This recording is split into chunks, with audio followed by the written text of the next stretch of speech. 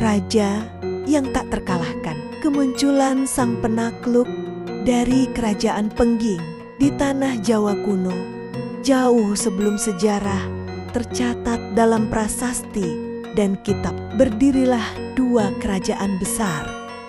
Kerajaan Pengging yang kuat dalam militer dan sihir, dan kerajaan Boko, negeri makmur yang berada di puncak tebing batu karang, dikelilingi hutan lebat dan ladang subur. Di bawah kepemimpinan Prabu Boko, rakyat hidup sejahtera. Namun, kedamaian itu hanyalah beang-beang.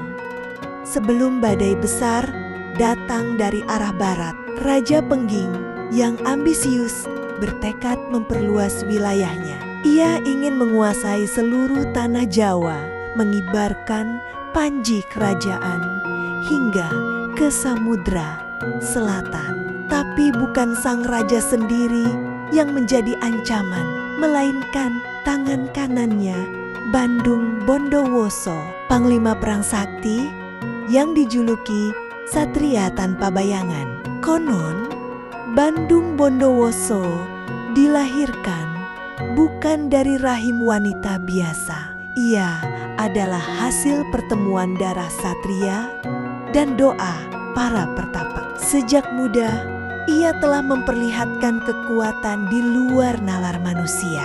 Dalam medan tempur, ia berjalan tanpa takut. Bahkan panah dan tombak seolah enggan menyentuh tubuhnya. Tapi bukan hanya tubuhnya yang kuat, pikirannya pun tajam, seperti keris yang baru ditempa. Aroma perang di udara ketika Raja Pengging memanggilnya ke balairung istana.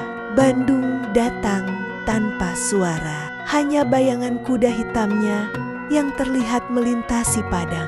Di hadapan raja, ia tidak bersujud seperti prajurit lain. Ia hanya menundukkan kepala, cukup dalam untuk menunjukkan hormat, tapi cukup tinggi untuk menunjukkan martabat. Waktunya tiba, kata Raja Pengging dengan suara berat. Kerajaan Boko sudah terlalu lama menyendiri. Saatnya tanah mereka menjadi bagian dari Pengging. Bandung hanya mengangguk. Ia tidak bertanya strategi atau menimbang untung rugi. Baginya, perintah adalah kehormatan. Tapi lebih dari itu, ia merasa dipanggil oleh takdir yang lebih besar. Dalam waktu 3 hari, pasukan Pengging disiapkan.